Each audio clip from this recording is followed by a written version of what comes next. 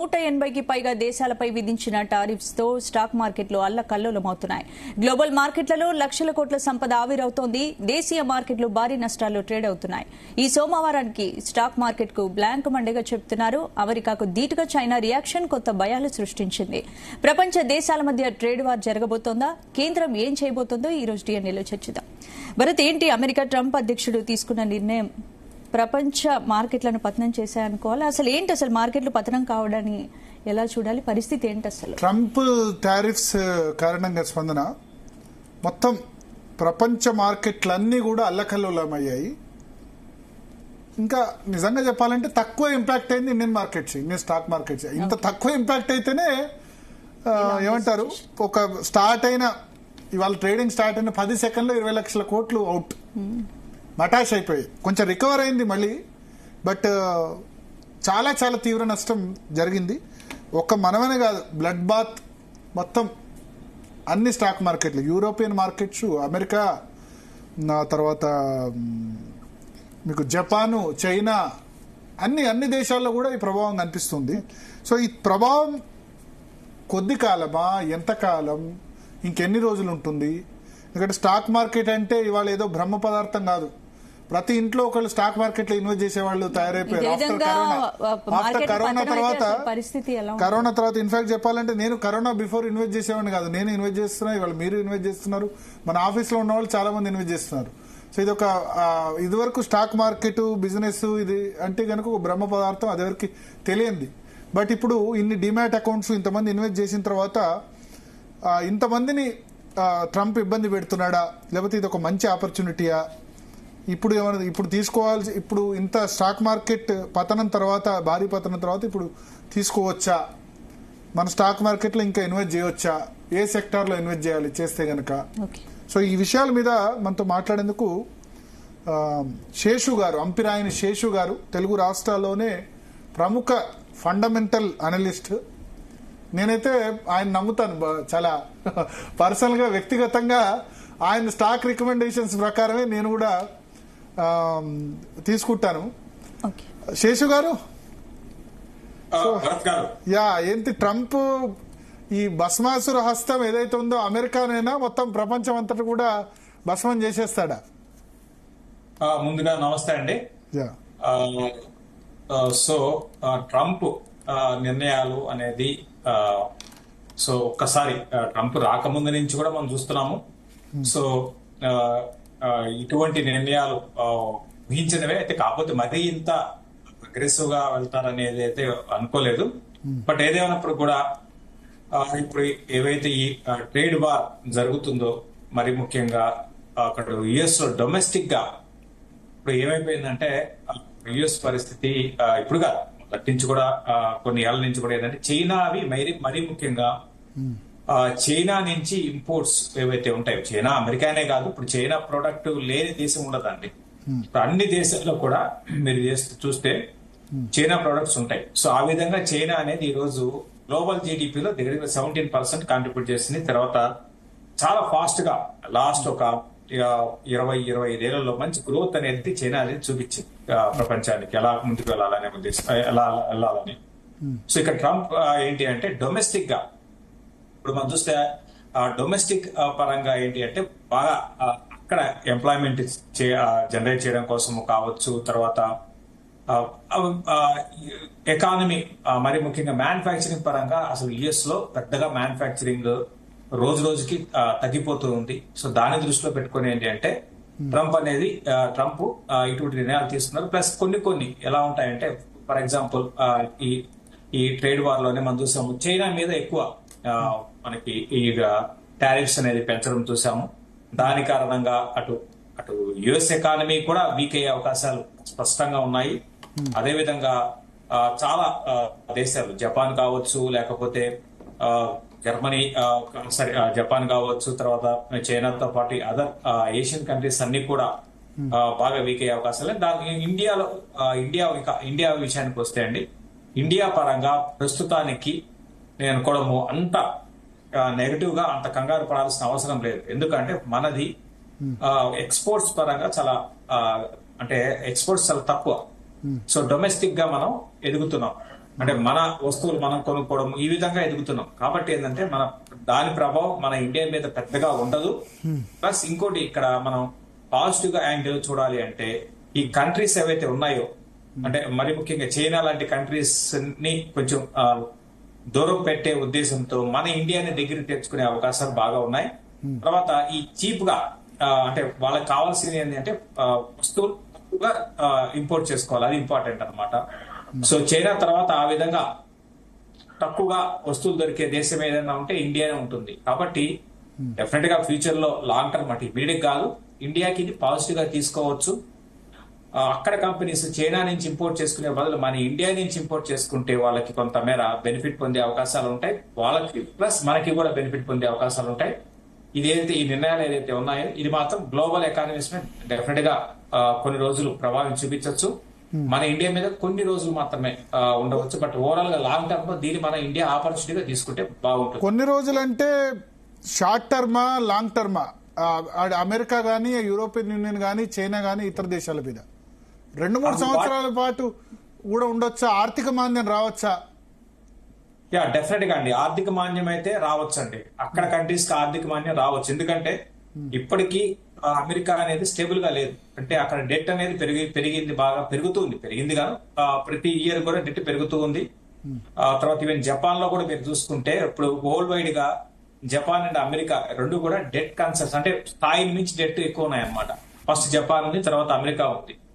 కాబట్టి already week గా ఉన్నాయి.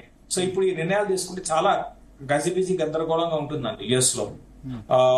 అక్కడ కూడా మనం చూస్తున్నాం, యుఎస్ లో కూడా ప్రొటెక్షన్ దీనికి ఎగనెస్ట్ గా చాలా మంది ప్రొటెక్ట్ చేస్తున్నారు అనమాట. సో అంటే ఈ నిర్ణయాలను వ్యతిరేకిస్తున్నారు చాలా మంది. కాబట్టి ఏంటంటే అక్కడ అంటే ఈ నిర్ణయాలు ఇమ్మీడియట్ గా యుఎస్ ఎకానమీని కిందకి తీసుకెళ్లే అవకాశాలు ఎక్కువ ఉంటాయండి. ఎందుకంటే ఇప్పుడు అక్కడ కంపెనీస్ అన్ని కూడా ఎలా అలవాటు అయిపోయాయంటే చైనా నుంచి ఇంపోర్ట్ చేసుకోవడమో, లేకపోతే వియత్నాం నుంచి ఇంపోర్ట్ చేసుకోవడమో, లేకపోతే మన ఇండియా నుంచి ఇంపోర్ట్ చేసుకోవడమో, ఇట్లా ఇంపోర్ట్ చేసుకుంటూ వాళ్ళ బ్రాండ్ ని అక్కడ పెట్టుకొని దాన్ని ఒక కొంచెం ఎక్కువ రేటుకి అమ్ముకుంటూ లాభాలు తీసుకుంటున్నాయి.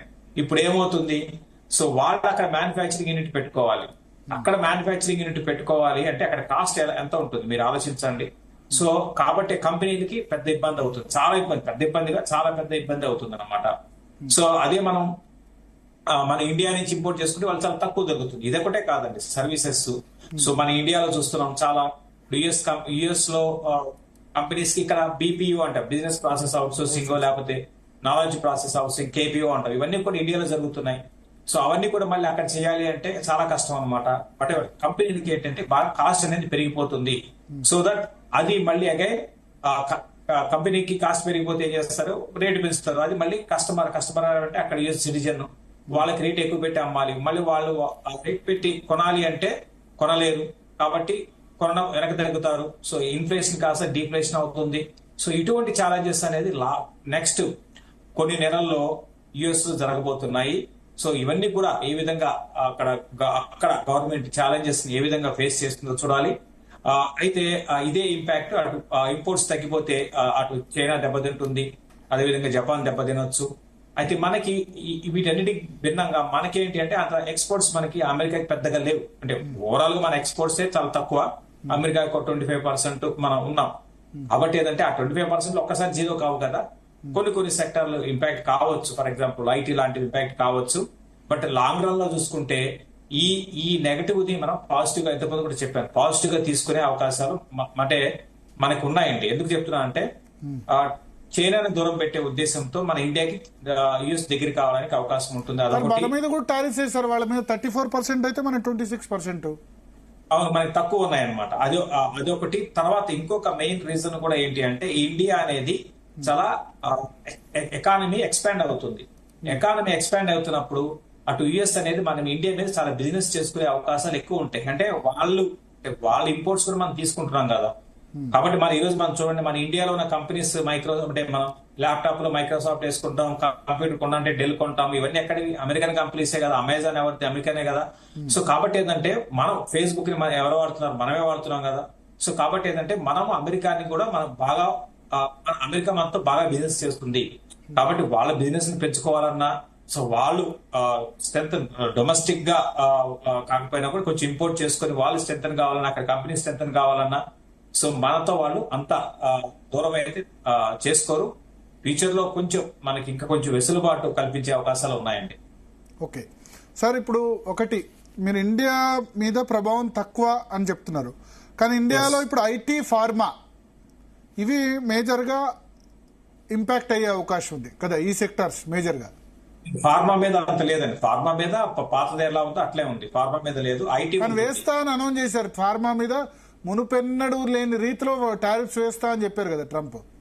లేదు లేదు లేదు, ప్రస్తుతానికైతే లేదు. ఫార్మా ఐటీ మీద ఎక్కువ ఉంటుందండి. ఎందుకంటే ఐటీ మీద రెండు ఐటీ కంపెనీస్ అన్ని కూడా యుఎస్ మీద ఇప్పుడు టీసీఎస్, ఇన్ఫోసిస్, విప్రోనో అక్కడి నుంచి మనకి క్లయింట్స్ అక్కడ యుఎస్ వాళ్ళే ఉంటారు. సో అంటే అక్కడ కంపెనీస్ అనమాట. అక్కడ కంపెనీస్ ఏంటి, మళ్ళీ ఎక్స్పెండిచర్ ఎక్కువ, అంటే సాఫ్ట్వేర్ వీళ్ళకి ఆర్డర్ ఇవ్వాలి అంటే మళ్ళీ వాళ్ళు డబ్బులు ఖర్చు పెట్టాలి కదా. సో కాబట్టి ఎక్స్పెండిచర్ ఎక్కువైపోతుంది అని చెప్పి కొంచెం తగ్గొచ్చు బిజినెస్ మన కంపెనీస్ కి, అంటే మన కంపెనీస్ కి ఆర్డర్స్ రావడం తగ్గొచ్చు. సో సాఫ్ట్వేర్ మీద కొంచెం ప్రభావం ఎక్కువగానే ఉండే అవకాశాలు ఉన్నాయి కంపారిటివ్లీ మిగతా సెక్టర్ తో పోల్చుకుంటే. అదొక కారణం. ప్లస్ యుఎస్ ఎకానమీ ఆబ్వియస్ గా వీక్ అయితే ఇంతకుముందు చెప్పినట్టుగా మనకి ఎక్స్పోర్ట్స్ కూడా చేయలేం. కాబట్టి ఆ రెండు కారణాల కారణంగా కొంచెం ఐటీ మీద ఎక్కువ ప్రభావం చూపించవచ్చు. అమెరికా స్లో డౌన్ అయితే ఐటీ విల్ బి చాలా ఇంపాక్ట్ అవుతుంది అమెరికన్ గానీ. చాలా ఉంటాయి ఐటీ. ఆల్రెడీ ఐటీ కంపెనీస్ ఇప్పుడు కాదు, గత 2 ఏళ్లుగా కొంచెం కొన్ని కంపెనీస్ అయితే డీ గ్రోత్ చూపిస్తున్నాయి. కాబట్టి ఏంటంటే అది కొంచెం నెగటివ్ కావచ్చు ఐటీ కంపెనీస్, కొంచెం కాదు పెద్ద, కొంచెం ఈసారి పెద్ద నెగటివ్ కావడానికి. ఐటీ స్టాక్స్ ఇప్పుడు అవాయిడ్ చేయాలా పూర్తిగా? దూరంగా ఉండడం బెటర్ అండి ఐటీ కంపెనీస్. ఓకే, అంటే తక్కువలో వస్తున్నాయి డిస్కౌంట్. ఇప్పుడు విప్రో, టీసీఎస్, ఇన్ఫోసిస్ లాంటి 30%, 40% కరెక్ట్ అయ్యాయి కాబట్టి డిస్కౌంట్ లో దొరుకుతున్నాయని తీసుకోవద్దు. లేదు, డిస్కౌంట్ దొరుకుతున్నాయని కాదు, భవిష్యత్తు చూడండి. డిస్కౌంట్ దొరుకుతున్నాయి కాదన్ను, కాకపోతే భవిష్యత్తు ఏంటి? సో వీటికి భవిష్యత్తు అంటే అమెరికా మీద ఆధారపడమే కదా.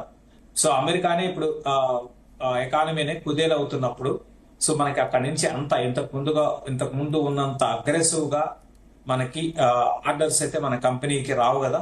సో అది ఒక దీనికి తోడు ఆల్రెడీ ఇవన్నీ కూడా ఈ కంపెనీస్ అన్ని కూడా అంటే చాలా పెద్ద కంపెనీస్ గా అయిపోయినాయండి. సో ఒక స్టేజ్ వచ్చిన తర్వాత గ్రోత్ ఉండదు. అంటే శేషు గారు, ఇప్పుడు టారిఫ్ల నుంచి బయటపడే అవకాశం ఉంటుందా? ట్రంప్ టారిఫ్ ఎఫెక్ట్ దీర్ఘకాలికంగా ఉంటుందా లేదంటే తాత్కాలికమే?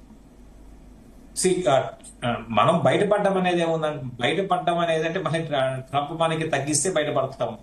సో ఓవరాల్ గా లాంగ్ టర్మ్ లో అనేది డెఫినెట్ గా లాంగ్ టర్మ్ లో మన ఇండియాకి అంత మళ్ళీ చెప్తున్నా అంత ప్రభావం ఉండదండి. ఇవన్నీ కూడా ఏంటి అంటే, సో ఇది జరిగే గతంలో కూడా ఈ ట్రేడ్ వార్ జరిగింది. గతంలో కొన్నేళ్ల క్రితం చైనా మీద చాలా అగ్రెసివ్ గా ఈ టారిఫ్స్ ని విధించింది అమెరికా.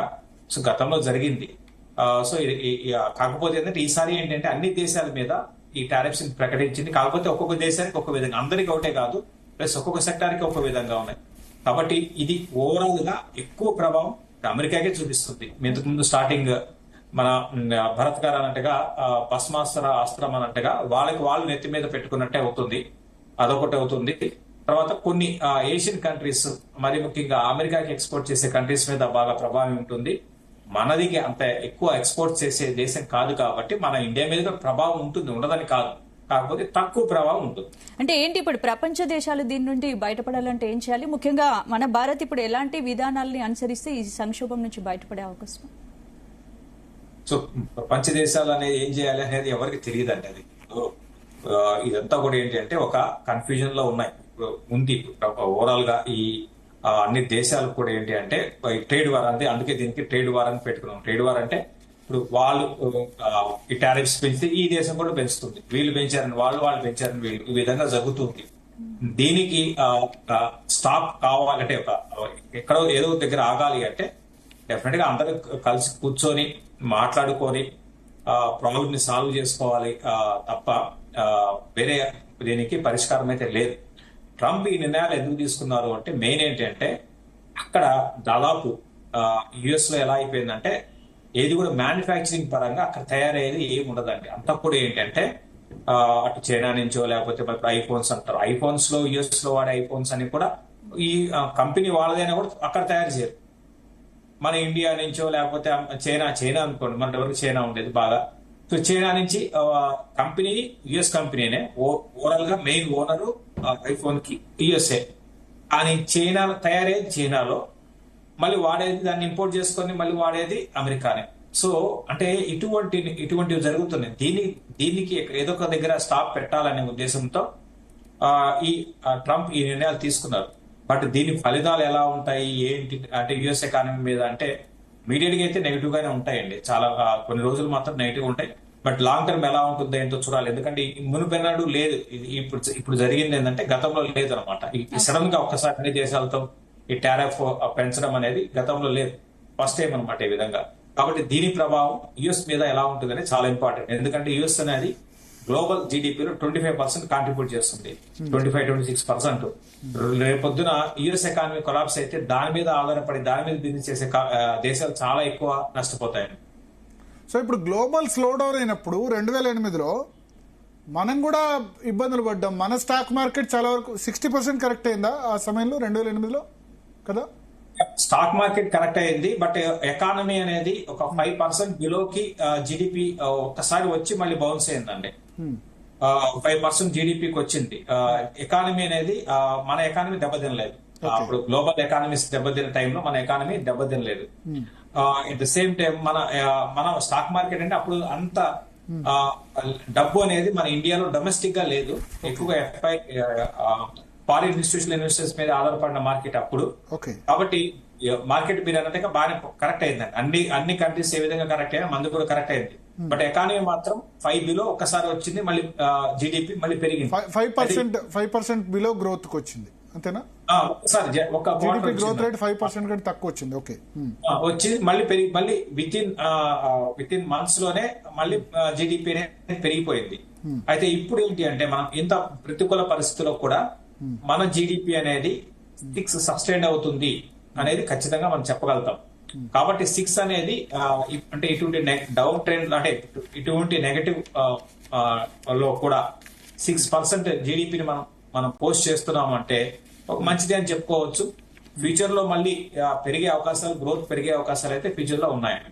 ఓకే సార్, ఒకటి ఇప్పుడు మీరు మెయిన్ గా ఇప్పుడు ఐటీ కానీ ఫార్మా కానీ ఈ రెండిటి మీద ఎక్కువ ఇంపాక్ట్ ఉంటుంది ఒకవేళ ఆయన ట్రంప్ టారిఫ్స్ అనౌన్స్ చేస్తే కనుక. కానీ రెండిటికి ప్రధాన నగరం మన హైదరాబాద్ నగరం కదా.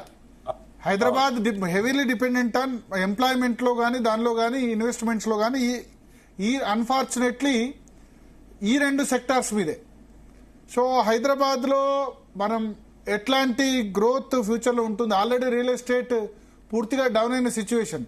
ఇప్పుడు ఐటీ డౌన్ అయితే కొత్తగా జాబ్ క్రియేషన్ జరగకుండా ఉన్న ఉద్యోగాలు పోతే మన హైదరాబాద్ మీద, తెలంగాణ మీద, లేదా ఆంధ్రప్రదేశ్ మీద ఎటువంటి ఇంపాక్ట్ ఉంటుంది? అంటే ఫార్మా లేదంటే ఫార్మా మీరు అంటున్నారు, ఫార్మా లేదు ప్రస్తుతానికి. ఐటీ మీద ఉండొచ్చండి. ఫస్ట్ మన ఇండియాలో ఎక్స్పోర్ట్స్ పరంగా చూస్తే బెంగళూరు అనమాట. బెంగళూరు ఉంది, తర్వాత హైదరాబాద్, తర్వాత మద్రాసు, తర్వాత పూణే. సో ఈ విధంగా ఉంది. సో అయితే గ్రోత్ లో మన హైదరాబాద్ ఎక్కువ ఉందండి. సిఎస్ఆర్ గాని గమనిస్తే లాస్ట్ 5 years హైదరాబాద్ ఎక్కువ ఉంది. సో మీరు అన్నట్టుగా ఉంటుందండి, ప్రభావం డెఫినెట్ గా ఉంటుంది. సో ఇక్కడంతా అంటే మన హైదరాబాద్ లో కానీ బెంగళూరులో కానీ జరిగేది ఏంటంటే ఎక్కువగా మీరు చూస్తుంటే మా క్లయింట్ సాఫ్ట్వేర్ ఇంజనీర్ ని అడుగుతుంటే మా క్లయింట్ యూఎస్ అది చేస్తున్నాం, లేకపోతే జర్మన్ క్లయింట్స్ లేకపోతే ఈ విధంగా అంటుంటారు. అంటే ఏంటి అంటే అక్కడ కంపెనీస్ కి మన వాళ్ళు అక్కడ కంపెనీస్ కి మన వాళ్ళు సాఫ్ట్వేర్ అందిస్తూ ఉంటారు. అట్ ద సేమ్ టైం ఇంతకుముందు అన్నట్టుగా బీపీ అంటే బిజినెస్ ప్రాసెస్ అవుట్ సోర్సింగ్ కానివ్వండి, కేపీఓ కానివ్వండి, ఈ కంపెనీస్ అన్ని కూడా చాలా వరకు ఎంతో కొంత కొంచెం దెబ్బతినే అవకాశాలు అయితే ఉంటాయి. కొంచెం ఎంప్లాయ్మెంట్ కూడా తగ్గే అవకాశాలు ఉన్నాయండి. హైదరాబాద్ లో మీరు ఇంట్రెస్టింగ్ పాయింటే మీరు తీసుకొచ్చారు. కొంచెం ఫ్యూచర్ లో కొంచెం గడ్డు కాలమే ఉండొచ్చు. అయితే ఎలా ఉంటుంది ఏంటి అనేది ఎగ్జాక్ట్ గా మనం చెప్పలేం. కానీ మన రియల్ ఎస్టేట్ భూమి ఏదైతే ఉందో లాస్ట్ 10 years వచ్చిందో అది మేజర్ గా ఐటీ ఎంప్లాయీస్ ఎక్కువగా కొనుగోలు చేయడం వల్లనేనా? ఐటీ కంట్రిబ్యూషన్ మేజర్ గా ఉంటుందా? ఐటీ అని కాదండి, అందరూ కలిపి అంటే ఎలా ఉంటుందంటే అండి, ఫస్ట్ ఏదో ఒక దగ్గర నుంచి స్టార్ట్ కావాలి. ఎకానమీ ముందుకు వెళ్ళాలంటే ఏదో ఒక దగ్గర ఫర్ ఎగ్జాంపుల్ ఒక ఐటీ ఎంప్లాయీ కొంచెం ఇన్కమ్ పెరిగితే ఆబ్వియస్ గా ఏం చేస్తారు, ఫస్ట్ కారు కొంటారు. కారు కొనగానే ఏమవుతుందంటే మనకి కారు మన ఇంటికి రాకముందే 2-3 బిజినెస్ జరిగిపోతాయి. ఏమవుతుంది, ఇప్పుడు ఇన్సూరెన్స్ కావాలి, తర్వాత ఇంకోటి ఏంటంటే కారు మనం డబ్బులు పెట్టి కొనం కదా, లోన్ తీసుకుంటాం. బ్యాంకింగ్ సెక్టర్ బాగుపడుతుంది, ఇన్సూరెన్స్ సెక్టర్ బాగుపడుతుంది. సో ఈ విధంగా అంటే ఏదో ఒక దగ్గర మనం మనీ అనేది ఇన్వెస్ట్ చేయగలిగితే, అంటే ఇన్వెస్ట్మెంట్ అంటే మనం ఖర్చు పెట్టగలిగితే అది అన్ని సెక్టర్ బాగుతుందండి. అట్లనే ఏమైందంటే ఫార్చునేట్ గా మన ఇండియాలో ఐటీ అనేది చాలా మందికి ఎంప్లాయ్మెంట్ క్రియేట్ చేసింది. అదే కొన్ని రాష్ట్రాలని ముందుకు తీసుకెళ్ళింది. ఫర్ ఎగ్జాంపుల్ బెంగళూరు కావచ్చు, మన తెలంగాణ కావచ్చు, అదే విధంగా మద్రాస్ కావచ్చు. ఇవన్నీ కూడా ఏంటి అంటే ఈ రాష్ట్రాలు ముందుకు వెళ్ళడానికి ఐటీ, ఇప్పుడు మనకి తెలంగాణలో కూడా హైయెస్ట్ ఇన్కమ్ ఏంటి గవర్నమెంట్ కి అంటే ఐటీ అనే, కర్ణాటక కూడా ఐటీనే అనమాట. కాబట్టి అక్కడ స్టార్ట్ అయింది. సో ఆబ్వియస్ గా వాళ్ళకి ఏదో ఒక వర్గానికి, అంటే వర్గం ఇన్ దాని సెన్స్ ఏదో ఒక గ్రూప్ లో హెవీగా, అంటే వర్గానికి అంటే ఎక్కువగా సాఫ్ట్వేర్ ఇంజనీర్లు బాగా ఇన్కమ్ రావడము, వాళ్ళు కార్లు కొనుక్కోవడము, వాళ్ళు రియల్ ఎస్టేట్ మీద ఇన్వెస్ట్ చేయడము. సో ఈ విధంగా అన్ని సెక్టార్లు కూడా బాగా, అటు హోటల్ ఇండస్ట్రీ బాగా పడింది. మీరు చూస్తుంటే మన ఐటీకి చుట్టుపక్కల కొన్ని వందల కాదు వేల హోటల్స్ ఉన్నాయండి. అందరూ లక్షల్లో సంపాదిస్తున్నారు. సో ఆ సెక్టర్ బాగుపడింది. ఈ విధంగా సర్వీస్ సెక్టర్ బాగుపడింది, హోటల్స్ బాగుపడ్డాయి, పెద్ద పెద్ద రెస్టారెంట్స్, ఈ విధంగా అన్ని కూడా బాగున్నాయి. అదే ఎట్ ద సేమ్ టైం ఇప్పుడు ఐటీ బాగా వీక్ అయిపోయింది అనుకోండి, ఆబ్వియస్ గా మళ్ళీ స్లోగా అన్ని బిజినెస్ కూడా తగ్గిపోతాయి. అంటే ఒకదానికి రిలేషన్ ఉంటుంది. కాబట్టి కొంచెం ప్రభావం అయితే ఉంటుందండి మనకి. అంటే at the same time last కొన్ని రోజులుగా మనం చూస్తున్నాము తెలంగాణలో బాగా వీక్ కావడం, రియల్ ఎస్టేట్ వీక్ అయిపోయింది. సో ఇక్కడ గవర్నమెంట్ కూడా అదర్ సోర్స్, అంటే అదర్ ఇన్కమ్ కూడా బాగా తగ్గిపోయింది. కాబట్టి నేను కూడా GST growth rate zero, almost మొన్న నెగటివ్. ఏదండి GST growth rate March month, February month లో అట్టడుగున ఉంది తెలంగాణ.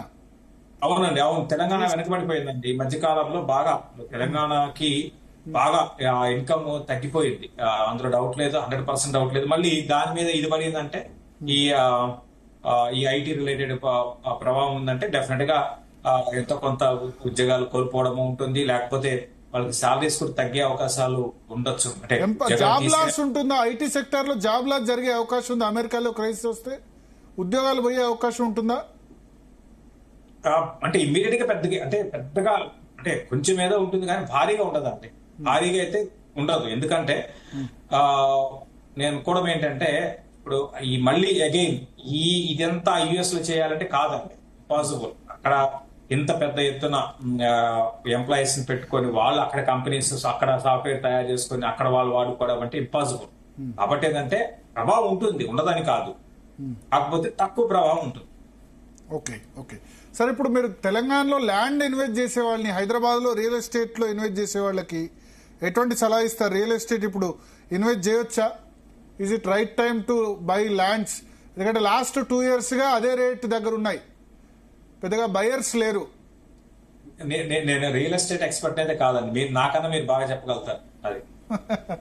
అంటే దీన్ని బట్టి ఓవరాల్ గా లాస్ట్ 2 years ట్రెండ్ బట్టి చూస్తే నేను which is safe to invest? గోల్డా, స్టాక్ మార్కెటా, రియల్ ఎస్టేటా? ఫైనాన్షియల్ ఎక్స్పర్ట్ కదా. ఓకే అండి, సేఫ్ ఇన్వెస్ట్మెంట్ అనేది ఒక, అంటే మనం అనుకుంటాం కానీ ఇన్వెస్ట్మెంట్ అనే ఇట్ సెల్ఫ్ సేఫ్ కాదు. అంటే రిస్క్ ఉంటుంది, ఖచ్చితంగా ఉంటుంది. కానీ రిస్క్ ని మనం రిస్క్ రివార్డ్ రేషియో చూసుకొని పరిస్థితులు తగ్గట్టుగా ఎప్పటికప్పుడు నిర్ణయాలు మార్చుకుంటూ ముందుకు వెళ్ళాలి తప్ప 100% ఇది సేఫ్ కాదని మనం చెప్పలేము. బట్ ఓవర్ ఏంటంటే రియల్ ఎస్టేట్ అనేది నేను కూడా కొంచెం నెక్స్ట్ అట్లీస్ట్ ఒక 1 year వరకు కొంచెం వీక్గానే ఉండొచ్చు. కాకపోతే ఆల్రెడీ డెవలప్డ్ మన ఎకానమీ అనుకుంటాం, అట్లా డెవలప్డ్ స్టేట్ కాబట్టి, సిటీ కూడా బాగా డెవలప్ అయిపోయింది కాబట్టి భారీగా అయితే కుంగిపో ప్రైసెస్. అయితే ఇక్కడ ఏమైందంటే ఇన్వెంటరీస్ బాగున్నాయండి, అదొక్కటి నేను అబ్జర్వ్ చేసిందంటే బాగా ఇన్వెంటరీస్ ఎక్కువైపోయినాయి. అది చాలా, ఎందుకంటే అది కారణం ఏంటి అంటే రియల్ ఎస్టేట్ వాళ్ళు ఇప్పుడు ఎలా ఉంటుంది అని చెప్పేసి పెద్ద పెద్ద బిల్డర్స్ కొన్ని వందల వేల అపార్ట్మెంట్స్, హై రైజ్ అపార్ట్మెంట్స్ కట్టేసి అవన్నీ కూడా ఇప్పుడు ఖాళీగా ఉన్నాయి. అది ఒక వర్రింగ్ ఫ్యాక్టర్ అండి అన్నిటికన్నా. Okay okay so coming back to stock market, so ఇప్పుడున్న పరిస్థితుల్లో సేఫ్ బెట్ ఏంది? ఐటీ అవాయిడ్ కదా, ఇప్పుడు అమెరికా సంబంధించి ఇష్యూ అయితే ఇది ఉండబోతుంది, కొద్ది రోజులైతే అమెరికాలో ఉండబోతుంది, మిగతా ప్రపంచ మార్కెట్లో కూడా ఉండబోతుంది. సో ఇప్పుడున్న పరిస్థితుల్లో ఏ సెక్టార్స్లో ఇన్వెస్ట్ చేయాలి? ఈ సెక్టార్స్ పరంగా చూసుకుంటే బ్యాంకింగ్ ఒకటి ఇన్వెస్ట్ చేయొచ్చు, అదేవిధంగా హాస్పిటాలిటీలో ఇన్వెస్ట్ చేయొచ్చు, ఎన్బిఎఫ్సిస్ లో ఇన్వెస్ట్ చేయొచ్చు. ఇన్ఫ్రా కొంచెం రిస్క్ ఉన్నా కూడా, అంటే రిస్క్ అంటే వాలటాలిటీ ఉంటుంది ఇన్ఫ్రాకి, ఆ ఇన్ఫ్రాలో కూడా ఇన్వెస్ట్ చేయొచ్చు. అంటే ఇవన్నీ కూడా చెప్పినవన్నీ కూడా డొమెస్టిక్ గా ఎక్కువగా. ఇప్పుడు ఇన్ఫ్రా అనుకోండి, ఇన్ఫ్రా మనకి వేరే దేశంతో పని లేదు కదా.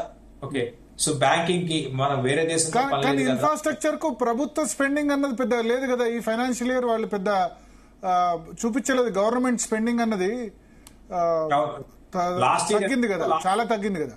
యా, లేదు తగ్గలేదు, దగ్గర అంతే ఉందండి. లాస్ట్ ఇయర్ ఎంత ఉందో ఈసారి కూడా అంతే ఉంది. కొంచెం ఇంచుమించుగా అంతే ఉంది, భారీగా ఏం తగ్గలేదు, అంటే పెంచలేదు. ఈసారి బడ్జెట్ లో ఏంటంటే లాస్ట్ 2 ఏళ్ళు 3 ఏళ్ల క్రితమో ప్రతి ఇయర్ పెంచుకుంటూ వచ్చేవాళ్ళు. ఈసారి ఇన్ఫ్రాకి పెద్దగా ఎక్కువ అప్లికేషన్ చేయలేదు compare to last year. But overall అయితే ఇన్ఫ్రా అయితే ఖచ్చితంగా మన ఇండియా అనేది హైవేస్ పరంగా కానివ్వండి, ఇరిగేషన్ ప్రాజెక్ట్స్ పరంగా కానివ్వండి, ఇంకా చాలా సాధించాల్సి ఉంది. వాటర్ మేనేజ్మెంట్ లో కానివ్వండి, వాటర్ ట్రీట్మెంట్ లో కానివ్వండి, చాలా మనకి ఇంకా మనం ఎంతో చేసుకోవాల్సింది చాలా ఉంది. ఈవెన్ రైల్వేస్ లో కూడా మనం చేసుకోవాల్సింది చాలా ఉంది. కాబట్టి ఇన్ఫ్రా ఒకటి కూడా బాగానే ఉంది. ఓకే. సో ఎఫ్ఎంసీజీ లాంటి సెక్టార్స్ ఎట్లా కన్స్యూమర్ స్పెండింగ్ సంబంధించి? ఎఫ్ఎంసీజీ బాగుంటాయి, ఎఫ్ఎంఈజీ కూడా బాగుంటాయి. సో ఇవన్నీ కూడా ఏంటంటే డొమెస్టిక్ గానే ఆధారపడ్డ సెక్టార్స్ కాబట్టి వీటికి పెద్ద నెగిటివ్ ఫలితాలు అయితే ఇప్పుడు ఇమీడియట్ గా ఉండవండి. సార్ నిఫ్టీ కొద్దిమంది అంటున్నారు 19,000 కూడా రావచ్చు, టెస్ట్ చేయొచ్చు, అట్లీస్ట్ 20,000 అయినా వస్తుంది. మొన్న 23,600 వచ్చిన తర్వాత ఇంకా మళ్ళీ ఇక్కడ దాకా వస్తుందని ఎవరు అనుకోలేదు. బట్ ఇవాళ 21,743. ఐ థింక్ లాస్ట్ 1 year లో ఇదే లో అనుకుంటా. ఒక జూన్ 4th ఒక రోజు కొంచెం ఎక్కువ ఉన్నట్టుంది. ఇదే లో అవుతుంది. ఈ మధ్య కాలంలో లో ఈ రోజు వచ్చింది. అయితే దీనికంటే ముందు మనం గతంలో కూడా సేమ్ ఇదే లెవెల్ కొంచెం ఇంచుమించుగా 22,000 బ్రేక్ అయ్యి ఇది కరెక్ట్ గా ఇదే లెవెల్ నుంచి బౌన్స్ అయింది. 21,964 అనుకుంటా అప్పుడు లో. అవునండి, 21,743. అవును. నేను అనుకోవడం, నా అంచనాల ప్రకారం ఏంటంటే కొంచెం ఈ ట్రేడ్ వార్స్ సంబంధించిన నెగిటివ్ వార్తలు కొంచెం తగ్గితే మనది అరౌండ్ 21 నుంచి 22,000 ఈ మధ్యలో కొంచెం బాటమ్ అవుట్ అయ్యే ప్రాసెస్ లో ఉండొచ్చు. అయితే దీనికి సపోర్ట్ పరంగా మాన్సూన్ కూడా సపోర్ట్ చేయాల్సి ఉంటుంది. మాన్సూన్ మనకి నెక్స్ట్ మంత్ నుంచి నెక్స్ట్ మంత్ ఎండింగ్ లో మాన్సూన్ మన ఇండియాలో ఎంటర్ అవుతుంది. At the same time IMD predictions కూడా స్టార్ట్ అవుతాయి. అంటే ఎలా ఉండవచ్చు మాన్సూన్ అనేది ఉంటుంది. కాబట్టి ఏంటంటే అది బాగుంటే మాత్రం కొంచెం మన నిఫ్టీ అరౌండ్ 21,000 to 22,000 మధ్యలో కొంచెం బాటం ఫామ్ చేసే అవకాశాలు ఉన్నాయి. ఓకే, అంటే సార్ 21,000 బిలో వెళ్ళకపోవచ్చా? వెళ్ళినా కూడా ఎక్కువ కాలం ఉండకపోవచ్చు. 19,000 అంటే నేనైతే అనుకోవడం లేదండి. పడుతున్నప్పుడు మామూలుగా అట్లే అనుకుంటారు. బట్ గ్లోబల్ ఎకానమీస్ అంటే గ్లోబల్ గా స్టాక్ మార్కెట్ పడతాయి. వాటి మీద నేను నెగిటివ్ గానే ఉన్నా. యుఎస్ కావచ్చు, జపాన్ కావచ్చు, అదర్ జర్మనీ కావచ్చు, అక్కడ ఖచ్చితంగా పడతాయి. అక్కడ స్టాక్ మార్కెట్లు పడతాయి. కానీ మనది ఆల్రెడీ పడిపోయింది. అంటే మనది ఆల్రెడీ 6 నెలల నుంచి బేరిష్ లోనే ఉన్నాం. మనం ఆల్రెడీ బేర్ మార్కెట్ లో ఉన్నాం. కాబట్టి బేర్ మార్కెట్ ఎండ్ స్టేజ్ లో ఎలా ఉంటుందంటే ఇంకా పానిక్ గానే ఉంటాం. అంటే ఇంకా పడుతుంది అంటాం. ఇండెక్స్ పరంగా నేను బేరిష్ కాను, మరి స్టాక్స్ పరంగా ఇంకా పడతాయి. స్మాల్ క్యాప్ లార్జ్ క్యాప్ పెరిగాయి మొన్న, మళ్ళీ ఇవాళ ఫాల్ కనిపించింది. సేమ్ అదే ఉండొచ్చా మళ్ళీ? అంటే మళ్ళీ మిడ్ క్యాప్ కానీ స్మాల్ క్యాప్ లో? Mid cap and small cap పడతాయండి. అవి ఇంకా పడతాయి. రేపు పొద్దున మార్కెట్ ఆగినా కూడా వాటిలో ఒక రోజు 2 రోజులు పెరిగినట్టు పెరిగితే మార్కెట్ కొంచెం ఆగితే, బట్ మళ్ళీ బ్యాక్ టు మళ్ళీ వీక్ గా అవుతాయి. బట్ ఇండెక్స్ మీద మాత్రం నేను బాగా భారీగా పడిపోతుంది అయితే నేను అనుకోను. బట్ స్టాక్స్ మాత్రం కొంచెం పడడానికి అవకాశం ఉంది. సార్ ఎఫ్ఐఐ సెల్లింగ్ ఇవాళ 9,000 కోట్ల సెల్లింగ్ ఎఫ్ఐఐస్, డిఐఐస్ 12,000 బయింగ్, 12,000 కోట్లు. సో భారీ ఎత్తున మళ్ళీ ఎఫ్ఐఐస్ సెల్లింగ్. మార్చ్ మంత్ కొంచెం పాజిటివ్ వచ్చింది అనుకున్నారు, మళ్ళీ భారీ ఎత్తున సెల్లింగ్ ఉంది ఎఫ్ఐఐస్ అవునా ఇవాళ. సో ఇంకా ఎఫ్ఐఎస్ పరంగా అయితే నేను అనుకోవడము ఏప్రిల్ మంత్ అనేది దాదాపు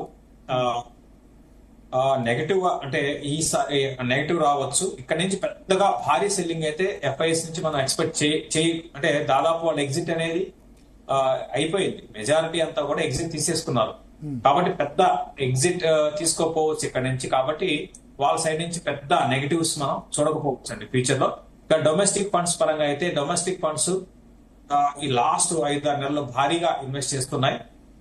ప్రతి నెల కూడా ఇన్వెస్ట్ చేసుకుంటూ పోతున్నాం. కాకపోతే ఇక్కడ కూడా కొంచెం వీళ్ళ దగ్గర కూడా కొంచెం లిక్విడిటీ తగ్గితే వీళ్ళు కొంచెం ఆగొచ్చేమో. బట్ ఇవాళ బయింగ్ 12,000 కోట్లు చేసి అవునండి. సో ఇప్పుడు నేను కూడా ఇక్కడ నెక్స్ట్ ఒక 2-3 నెలల తర్వాత కొంచెం ట్రెండ్ రివర్స్ కావచ్చు. అటు ఎఫ్పిఐస్ నుంచి మనకి ఫండ్స్ రావచ్చు, డొమెస్టిక్ గా కొంచెం తగ్గడానికి అవకాశం ఉంటుంది. సార్ ఇప్పుడు గిఫ్ట్ నిఫ్టీ చూస్తే అన్ని నెగటివే ప్రపంచ మార్కెట్లన్నీ. మనం మాత్రం 54 పాయింట్స్ 0.240 గిఫ్ట్ నిఫ్టీ పాజిటివ్ లో ఉంది. మిగతా ఫ్యూచర్స్ అన్ని నెగటివ్ లో ఉన్నాయి.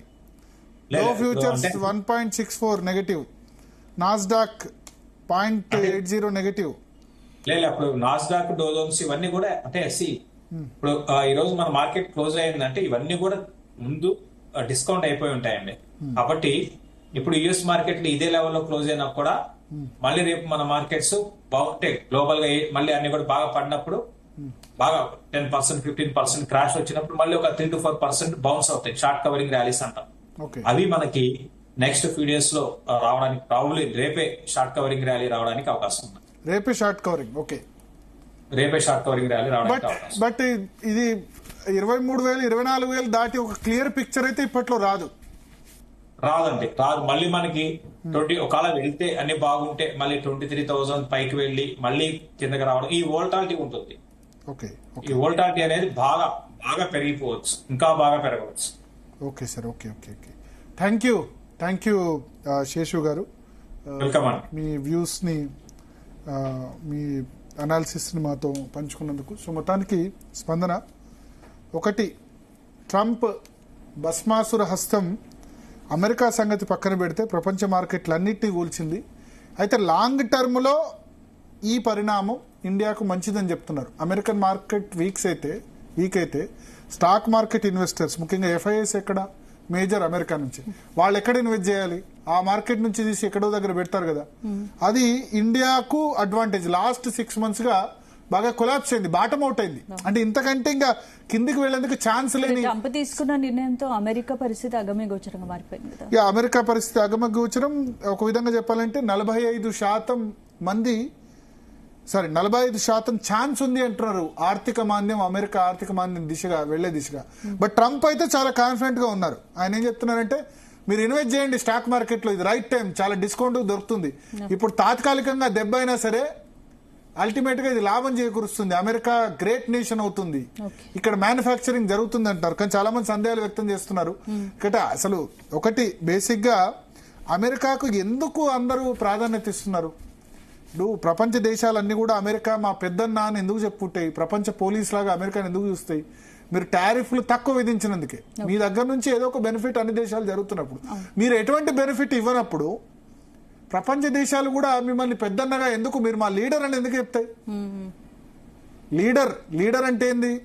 తాను కొంచెం తగ్గి మిగతా వాళ్ళకి సాయం చేసినట్టే లీడర్, అంతే కదా. ఇప్పుడు రాజకీయ పార్టీ నేతలైనా పెళ్లిళ్ళకో చావులకో వెళ్ళి సాయం చేస్తేనే లీడర్ గా యాక్సెప్ట్ చేస్తారు ప్రజలు. అమెరికా అందరికీ సాయం చేస్తేనే అమెరికాని లీడర్ గా యాక్సెప్ట్ చేస్తారు. నువ్వెంత టారిఫ్ వేస్తున్నావు, నేనెంత టారిఫ్ వేస్తా అన్నప్పుడు అమెరికాని సూపర్ పవర్ గా ఇతర దేశాలు యాక్సెప్ట్ చేయవు కదా.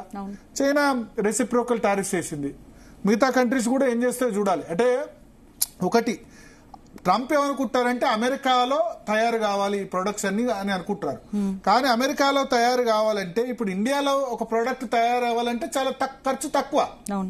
అదే అమెరికాలో తయారు కావాలంటే కదా. ఎందుకంటే మన దగ్గర ఉన్న ఇప్పుడు మన వాళ్ళు అమెరికాకు వెళ్ళి మన దగ్గర నుంచి, ఇప్పుడు ఇండియా నుంచి వెళ్ళిన వాళ్ళు లేదా తెలుగు రాష్ట్రాల నుంచి వెళ్ళిన వాళ్ళు అక్కడ పని మనుషులను పెట్టుకోగలరా? ఎందుకంటే అక్కడ లేబర్ లాస్ ప్రకారం పని మనిషిని పెట్టుకోవాలంటే మినిమం వేజెస్ యాక్ట్ ప్రకారం వాళ్ళు ఎవరు భరించలేరు. అందుకనే చాలా మంది ఏంది, సొంతంగా వాళ్ళు కుకింగ్ చేసుకుంటారు. ఇక్కడ ఎంతమంది పని మనుషులను పెట్టుకున్నారు. సో అక్కడ పని మనుషుల్ని పెట్టుకోవాలంటేనే బేర్ చేయలేని సిచ్యువేషన్ ఫైనాన్షియల్ గా. అటువంటిది ఏ ప్రొడక్ట్స్ తయారు చేయాలన్న సాఫ్ట్వేర్ ఇక్కడ సాఫ్ట్వేర్ ఇండస్ట్రీ హైదరాబాద్ నుంచి నడిచి మనం సాఫ్ట్వేర్ ఎక్స్పోర్ట్స్ అక్కడెందుకు చేస్తున్నాం? ఎందుకంటే అక్కడ కాస్ట్ ఎక్కువ. ఏ వస్తువు తయారు చేయడానికైనా ఫార్మా, మందులు, బల్క్ డ్రగ్స్. ఇప్పుడు మనకు గుర్తుంటుంది కరోనా సమయంలో మనం వ్యాక్సిన్ మనం అక్కడికి సప్లై చేసిన పరిస్థితి. అంతకుముందు ఫస్ట్ కరోనాకు మెడిసిన్ మన మలేరియా మందును ఫస్ట్ యూజ్ చేశారు కదా. దానికి సంబంధించి కూడా హైదరాబాద్ నుంచే ఎక్స్పోర్ట్స్ జరిగాయి. సో ఫార్మా ఇండస్ట్రీ ఇప్పుడు హైదరాబాద్ లో ఉన్న డాక్టర్ రెడ్డిస్ ల్యాబొరేటరీస్ కానీ, లారస్ ల్యాబ్స్ కానీ, ఇవన్నీ కూడా ఇంత పెద్ద కంపెనీలు, మేజర్ కంపెనీలు అమెరికాకి ఎందుకు ఎక్స్పోర్ట్ చేస్తున్నాయి? అక్కడ తయారు చేయరాదా? అక్కడ తయారు చేస్తే కాస్ట్ చాలా ఎక్కువ, మనకంటే తక్కువ చీప్ లేబర్. చైనాలో తయారీ ఖర్చు మనకంటే తక్కువ, మనం చైనా కంటే కొంచెం ఎక్కువ. అందుకని చైనా ఎక్స్పోర్ట్స్ ఇంకా ఎక్కువ ఉన్నాయి అమెరికాకు. సో ఇప్పుడు వాళ్ళు టారిఫ్ వేస్తే అల్టిమేట్ గా ఏం జరగాలి? ఆ కంపెనీలు వచ్చి ఎక్కడన్నా పెట్టుబడి పెట్టాలి, వీళ్ళు అమెరికా నుంచి వేసేదాన్ని. భారత్ లో ఈ ట్రంప్ టారిఫ్ నిర్ణయాల ఎఫెక్ట్ ఫ్యూచర్ లో ఇది ప్లస్ అవుతుంది మైనస్ అంటే టారిఫ్ సంబంధించి 2-3 సెక్టార్స్ నష్టం ఉంటుంది డెఫినెట్ గా. ఐటీ, టెక్స్టైల్ అంటే ఇప్పుడు మన దగ్గర వేసే షర్ట్స్ కానీ, ప్యాంట్స్ కానీ, టెక్స్టైల్ సెక్టర్ ఏదైనా. ఎందుకంటే మనం కాటన్ లార్జెస్ట్ మన దగ్గరే చేస్తారు. తర్వాత చాలా మంది మన దగ్గర నేసే వాళ్ళు ఉన్నారు ఏదైనా. సో టెక్స్టైల్ కంపెనీస్ కూడా అక్కడికి ఎక్స్పోర్ట్ చాలా చేస్తాయి. మనం 3 అమెరికాకు మేజర్ గా bulk drugs, pharma, IT, textile, ఈ 3 ఎక్స్పోర్ట్స్ మనం ఎక్కువ చేస్తాం అమెరికాకు. సో ఆ ఎక్స్పోర్ట్ ఈ 3 సెక్టార్ల మీద ఇంపాక్ట్ ఉంటుంది. ఐటీ సెక్టర్ మీద ఇంపాక్ట్ ఉంది ఖచ్చితంగా. రాబోయే అమెరికా కనుక 2008 ఆర్థిక మంది వస్తే ఇక్కడ హైరింగ్ కొత్తగా జరగలేదు. ఇన్ఫాక్ట్ ఉద్యోగాలు కూడా పోయినాయి. సత్యం కంప్యూటర్స్ ఏ విధంగా జరిగిందో మనకు తెలుసు. ఆ క్రైసిస్ లోనే సత్యం కంప్యూటర్స్ కుప్పకూలిపోయిన పరిస్థితి. 2008 ఆర్థిక సంక్షోభం వల్లనే సత్యం కంప్యూటర్స్ కుంభకోణం బయటకు వచ్చింది. సో ఇప్పుడు డెఫినెట్ గా ఇంపాక్ట్ ఉంటుంది, కానీ అన్ని సెక్టార్స్ మీద ఉండదు. ఇప్పుడు ఎగ్జాంపుల్ జొమాటో, ఫుడ్ కన్జంప్షన్, మన దగ్గర డబ్బులు ఉన్నాయి కదా, తింటాం కదా. స్విగ్గీ జొమాటో మీద ఎందుకు ఇంపాక్ట్ ఉంటుంది? ఫుల్ ఆర్డర్స్ పెరుగుతూనే ఉన్నాయి కదా తినడం. ఎందుకంటే మన దగ్గర డబ్బులు ఉన్నాయి. 2008లో పరిస్థితి వేరు. ఇప్పుడు మనం కూడా చాలా ధనవంతులు అయ్యాం. సో డొమెస్టిక్ కన్జంప్షన్ ఎటువంటి ఇబ్బంది ఉండదు. మన తిండికి, దీనికి సంబంధించి మన బ్యాంకులకు, ఇటువంటి వాటికి పెద్ద ఇంపాక్ట్ ఉండదు. అందుకని ఆయన అంటారు బ్యాంకింగ్ సెక్టర్ చూడండి, financial NBFCs, non banking financial institution చూడండి, FMCG తీసుకోండి, ఇన్ఫ్రాస్ట్రక్చర్ తీసుకోండి, ఇటువంటి అన్ని సెక్టార్స్ మీద ఇంపాక్ట్ ఉండదు. కానీ ఐటీ సెక్టర్ మీద ఇంపాక్ట్ ఉంటుంది. అన్ఫార్చునేట్లీ మన హైదరాబాద్ సంబంధించి దుర్వార్త ఏంటంటే ఫార్మా, ఐటీ ఈ రెండింటి మీద ఇంపాక్ట్ ఉంటుంది. ఫార్మా మీద ఇంకా టారిఫ్స్ అనౌన్స్ చేయలేదు, కానీ చేస్తా అని చెప్తున్నారు ట్రంప్ ఖచ్చితంగా. సో ఫార్మా, ఐటీ ఈ రెండింటికి ప్రధాన హెడ్ క్వార్టర్ ఫార్మా అయితే మనమే నెంబర్ 1. ఇంకా ఐటీలో బెంగళూరు నెంబర్ 1, కానీ హైదరాబాద్ ఈజ్ ఫార్మా నెంబర్ 1. ఈ రెండింటి మీద ఇంపాక్ట్ ఉంటే హైదరాబాద్ మీద కూడా ఇంపాక్ట్ ఉంటుంది. హైదరాబాద్ మీద ఇంపాక్ట్ ఉంటే హైదరాబాద్ మీద ఆదాయం మీద. ఇప్పుడు హైదరాబాద్ లో జాబ్స్ పెరిగాయి అనుకోండి, ఐటీ ఉద్యోగులు పెరిగితే వాళ్ళు ఇక్కడే ఖర్చు చేస్తారు కదా, హైదరాబాద్ లోనే కదా ఖర్చు చేసేది. అదే ఫార్మా రంగంలో కూడా ఎంప్లాయ్మెంట్ పెరిగితే ఇక్కడే ఖర్చు చేస్తారు కదా. ఇక్కడ ఖర్చు చేస్తే GST ఎవరికి వస్తుంది? ఇక్కడ రాష్ట్ర ప్రభుత్వానికే కదా. ఇక్కడ ఇన్కమ్ ట్యాక్స్ కడితే అది కేంద్ర ప్రభుత్వానికి వెళ్తుంది. లేదా డ్రింక్ చేశారనుకోండి, ఆల్కహాల్ కన్జంప్షన్ చేశారనుకోండి, అది ఎవరికి వస్తుంది? రాష్ట్ర ప్రభుత్వం. పెట్రోల్ కొట్టించుకున్నారనుకోండి, ఐటీ వాళ్ళు ఎక్కువ అది చేశారు. ఏది చేసినా ఎవరికి యూస్? మనకు. సో అన్ఫార్చునేట్లీ ఏంటంటే ఫార్మా, ఐటీ మీద ఇంపాక్ట్ పడితే అది మిగతా రాష్ట్రాల కంటే ఎక్కువగా మన మీద పడుతుంది. తమిళనాడులో తక్కువ, మహారాష్ట్ర మీద తక్కువ, గుజరాత్ మీద తక్కువ. ఎందుకంటే అవన్నీ మ్యానుఫ్యాక్చరింగ్ స్టేట్. మ్యానుఫ్యాక్చరింగ్ అంటే ఇప్పుడు అక్కడ వెహికల్స్ కానీ, వాహనాలు కానీ, తయారీ రంగం. మనది మ్యానుఫ్యాక్చరింగ్ కాదు, సర్వీస్ సెక్టర్. అంటే ఈ ఐటీ సర్వీస్ సెక్టర్, ఫార్మా అనేది డిఫరెంట్ సెక్టర్. సో ఈ రెండింటి మీద ఇంపాక్ట్ ఉంటే హైదరాబాద్ మీద డెఫినెట్ గా ఉంటుంది. చూడాలంటే ఇప్పటికే మన GST గ్రోత్ రేట్ కూడా మందగిచ్చింది. ఎలక్షన్ కారణంగా ల్యాండ్ రేట్స్ పడిపోయాయి, భూముల క్రయ విక్రయాలు ఆగిపోయినాయి, GST కూడా తగ్గింది. మనం ఒక విధంగా చెప్పాలంటే దేశంలో హైయెస్ట్ తలసరి రియల్ ఎస్టేట్ ఏం చెప్తారు భరత్? రియల్ ఎస్టేట్ తగ్గింది అనుకుంటున్నారా? ఫ్యూచర్ ఇంకా తగ్గే రియల్ ఎస్టేట్ ఇప్పుడు ఆయన చెప్పినట్టయితే ఇంకో 1 year వరకు అయితే చూడొద్దు. అన్సోల్డ్ ఇన్వెంటరీ చాలా ఉంది. 2 BHKలు 3 BHKలు చాలా ఖాళీ ఉన్నాయి, మనకు కనబడుతున్నాయి కదా. ఎక్కడ పడితే అక్కడ కొనేవాళ్ళు లేరు, సెల్లర్స్ ఉన్నారు, కొనేవాళ్ళు లేరు. అన్సోల్డ్ ఇన్వెంటరీ చాలా ఉంది. రియల్ ఎస్టేట్ ల్యాండ్స్ రేట్లు జనరల్ గా ఎలక్షన్ ఇయర్ తక్కువ అవుతాయి. ఇప్పుడు మళ్ళీ తక్కువయ్యాయి, ఓకే. ఇంకా కూడా తక్కువయ్యాయి. హైడ్రా కారణం అని చెప్తున్నారు. ఇప్పుడు హైడ్రా కూడా సైలెంట్ అయిపోయింది. బట్ ఇన్వెస్టర్ సెంటిమెంట్ అన్నది మళ్ళీ రేజ్ కావాలి. ఓకే. కావాలంటే ఐటీలో దానిలో కొత్తగా జాబ్ క్రియేషన్ రావాలి, కొత్తగా ఎంప్లాయ్మెంట్ జరగాలి. ఓకే. అది జరిగే పరిస్థితి ఇప్పుడు కనిపించట్లేదు. ఈ స్లో డౌన్ ఎఫెక్ట్, అమెరికాలో స్లో డౌన్ అయితే most affected city Bengaluru, Hyderabad, ఈ రెండు మేజర్ గా ఇంపాక్ట్ అవుతాయి. అందులో మనకు బెంగళూరు ఇంకా ఫార్మా లేదు, వాళ్ళకి ఫార్మా మేజర్ గా మనమే ఉన్నాం.